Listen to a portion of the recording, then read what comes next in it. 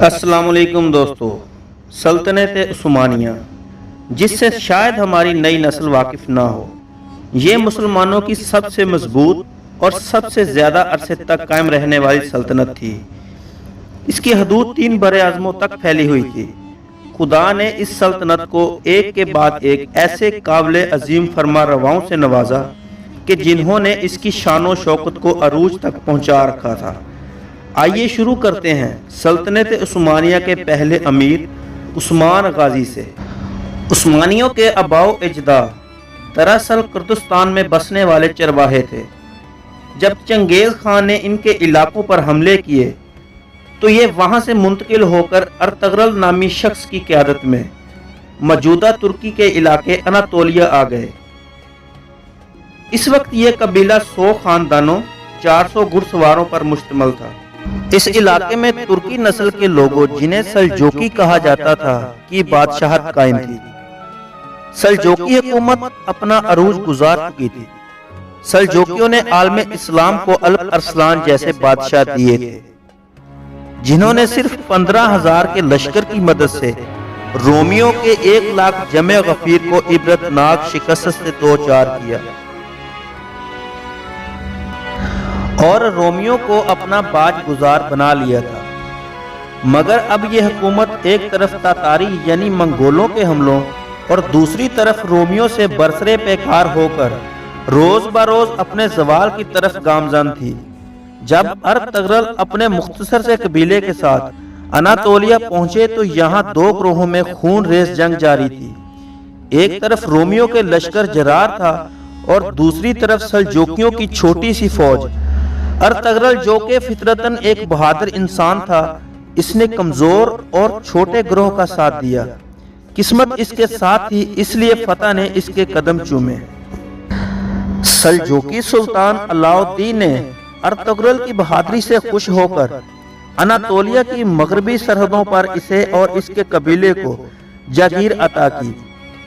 इस तरह सुल्तान अलाउद्दीन को भी एक ताकतवर हलीफ मिल गया था।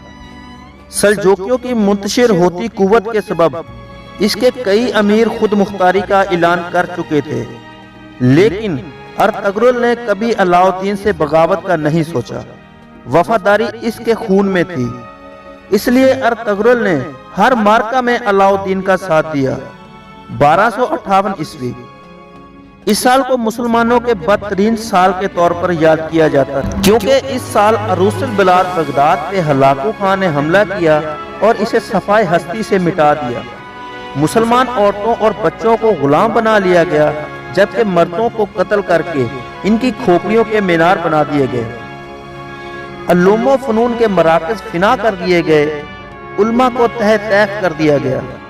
ऐसी कत्लो गारत गिरी और तबाही के बाद लोग सोचते थे कि मुसलमान अब पहले जैसा मकाम हासिल ना कर पाएंगे, लेकिन तकदीर इन पर हंस रही होती थी। चूंकि इसी साल यानी 1258 में अर्तगरल के यहाँ एक लड़का पैदा हुआ जिसका नाम उस्मान रखा गया। मुस्तकबिल में इस लड़के की नस्ल से एक ऐसी कुव्वत तश्कील पानी थी कि जिससे मुकाबला करने की सबकत एशिया, यूरोप या दुनिया की किसी फौज में ना थी। उस्मान अदाबो इखलाक और जहानत में अपने बाप से किसी सूरत कम ना था। ये भी अपने बाप की तरह सल्जोकियों का वफादार रहा। नौजवानी के दिनों में उस्मान एक बुजुर्ग के पास इल्म हासिल करने के लिए जाया करता था। इस बुजुर्ग के यहाँ एक निहायत ही हसीनो जमील साहबजादी थी जिसका नाम माल खातून था। जब उस्मान ने माल खातून को देखा तो इस पर फिदा हो गया। उस्मान ने इस बुजुर्ग के सामने माल खातून से शादी की पेशकश जाहिर की। उस्मान, जो कि एक अमीर घर का चश्मो चिराग था और ये बुजुर्ग एक गरीब दरवेश, इसलिए उन्होंने उस्मान को इनकार कर दिया। इसके बाद माल खातून की खूबसूरती और आला सिफात को देखते हुए कई सरदारों ने इसे शादी की पेशकश की। एक रात उस्मान ने एक ख्वाब देखा कि एक चांद हलाल की सूरत में इसके बुजुर्ग उस्ताद के सीने से निकला और उस्मान के सीने में दाखिल हो गया। फिर इसके पहलू से एक जबरदस्त दरख्त नमूदार हुआ जो बढ़ता ही चला गया, یہاں تک کہ اس کی شاخیں بحر و بر پر چھا گئی۔ درخت کی جڑ سے دنیا کے 4 بڑے دریا دجلہ، فرات، نیل اور ڈینیو بہہ رہے تھے، اور 4 بڑے پہاڑ کوہ کاف، کوہ بلکان، کوہ طور اور کوہ اطلس اس کی شاخوں کو سنبھالے ہوئے تھے۔ یکدم ایک ہوا چلی اور اس کی پتیاں اڑتی ہوئی ایک عظیم و شان شہر کی جانب چلیں، جو کہ 2 براعظموں اور سمندروں پر واقع تھا اور ایک انگوٹھی کی طرح دکھائی دیتا تھا۔ عثمان اس انگوٹھی کو پہننے ہی والا تھا کہ اس کی آنکھ کھل گئی۔ اس نے یہ خواب اپنے بزرگ استاد کو سنایا تو اس جان دیدہ شخص نے عثمان کے مستقبل کو دیکھتے ہوئے اس سے اپنی بیٹی کی شادی کرنے کی درخواست قبول کر لی۔ ابھی تک عثمان سلجوقیوں کی ایک جاگیردار کی حیثیت رکھتا تھا، لیکن سن 1300 میں تاتاریوں نے ایک زبردست حملے کے ذریعے سلجوقی سلطنت کا مکمل خاتمہ کر دیا اور سلطان علاء الدین مارا گیا۔ اب عثمان مکمل طور پر خود مختار تھا۔ شروعاتی دور میں جنگ و جدل کی بجائے عثمان اپنی سلطنت کے انتظاموں میں مصروف رہا، جہاں وہ اپنی انصاف پسندی اور رحم دلانہ صفات کی بنا پر بہت مشہور ہوا۔ اسے مسلم اور غیر مسلم دونوں کی نظر میں نہایت احترام کی نظر سے دیکھا جاتا۔ البتہ دوسرے ترک سرداروں نے اس کی خاموشی کو اس کی کمزوری سے تعبیر کیا اور رومی قلعے داروں سے اتحاد کر کے اس کی حکومت پر حملہ آور ہوئے، لیکن یہ ان کی سب سے بڑی غلطی ثابت ہوئی۔